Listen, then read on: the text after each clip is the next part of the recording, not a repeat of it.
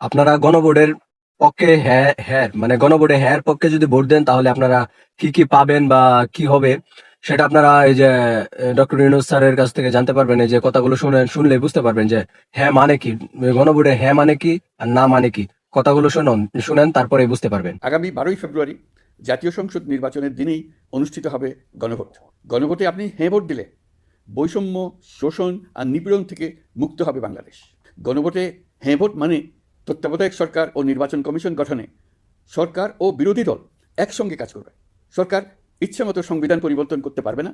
গুরুত্বপূর্ণ পরিবর্তনের জন্য জনগণের সম্মতি নিতে হবে। এতে আরও বলা আছে, বিরোধী দল থেকে ডেপুটি স্পিকার ও সংসদের গুরুত্বপূর্ণ কমিটির সভাপতিরা নির্বাচিত হবেন। একজন ব্যক্তি সর্বোচ্চ 10 বছরের বেশি প্রধানমন্ত্রী থাকতে পারবেন না। বিচার ব্যবস্থা স্বাধীনভাবে কাজ করবে। সংসদে নারীদের প্রতিনিধিত্ব বাড়বে। ক্ষমতার ভারসাম্য রক্ষায় পার্লামেন্টে একটি উচ্চ কক্ষ গঠিত হবে। আপনার মৌলিক অধিকার আরও সুরক্ষিত হবে। রাষ্ট্রভাষা বাংলার পাশাপাশি অন্যান্য জাতিগোষ্ঠীর ভাষাও সাংবিধানিকভাবে স্বীকৃতি পাবে। দণ্ডপ্রাপ্ত অপরাধীকে রাষ্ট্রপতি ইচ্ছামতো ক্ষমা করতে পারবেন না। সব ক্ষমতা একজন প্রধানমন্ত্রীর হাতে থাকবে না। এবং এরকম আরও কিছু গুরুত্বপূর্ণ প্রস্তাব এর মধ্যে রয়েছে। আমি আপনাদের সকলের প্রতি আহ্বান জানাই, আগামী নির্বাচনে গণভোটে অংশ নেন। রাষ্ট্রকে আপনার প্রত্যাশা মতো গড়ে তোলার জন্য হেঁতে সিল দেন। নতুন বাংলাদেশ গড়ার চাবি এখন আপনার হাতে। হেঁতে সিল দিলে নতুন বাংলাদেশ গড়ার দরজা খুলে যাবে।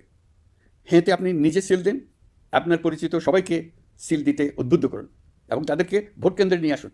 দেশ পাল্টে দিন।